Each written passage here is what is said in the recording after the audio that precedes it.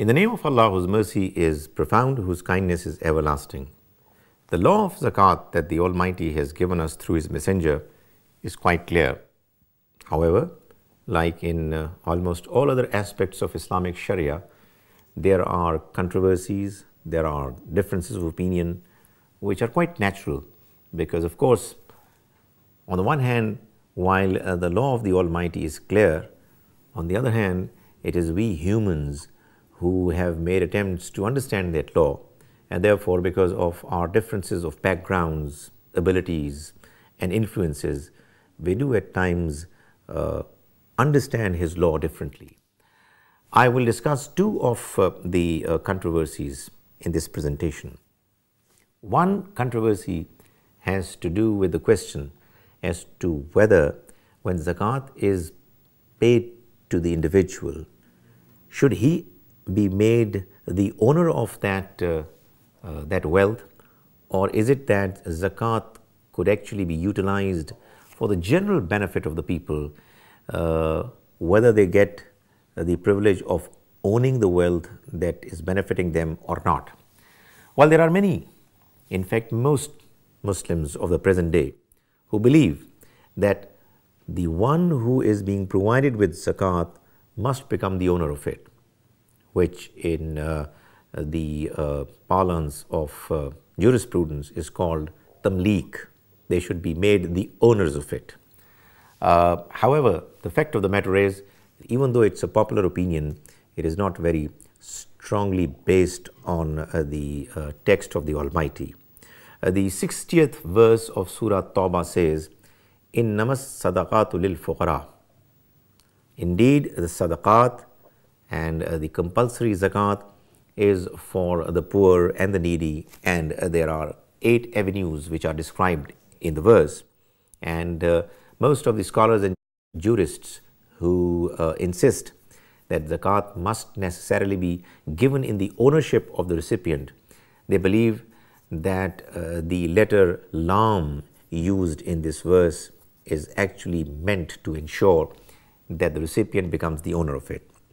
The fact of the matter is, as has been clearly mentioned and clarified by Maulana Amin Hasan Islahi in his article on the subject, that this lam is used in Arabic language for many other purposes.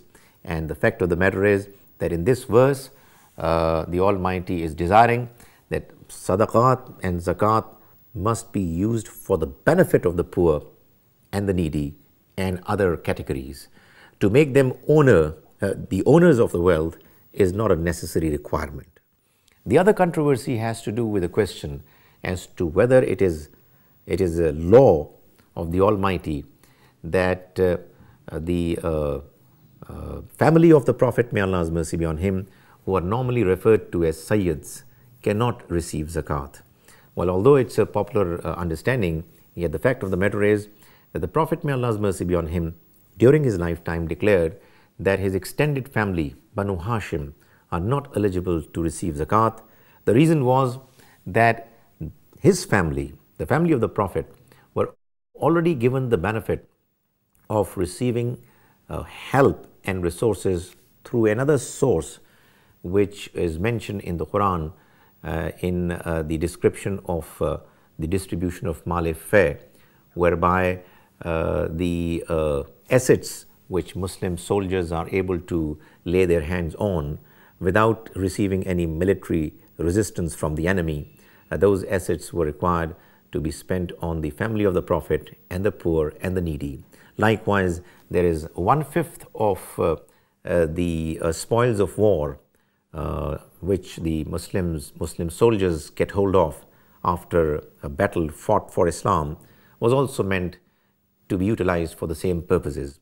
So that during those periods when the Prophet, may Allah's mercy be on him, had the benefit of utilizing the wealth that he was able to get through fay or through spoils of war for the benefit of his family and the poor and the needy, he stopped the members of his family from benefiting in any other manner.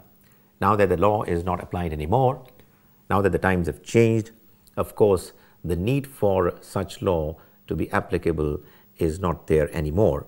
And therefore, all Muslims who are in need for any part of the wealth that the other Muslims spend on them are eligible to receive. In fact, in one of the next presentations, I would also emphasize that it is not just Muslims, but the non-Muslims also who can benefit from the wealth which is to be spent in the category of zakat or in any other category. May the Almighty enable us to understand His religion properly. May He enable us to ensure that in matters of differences of opinion, we look for what is true and correct. And may He enable us to follow His religion in the best possible manner.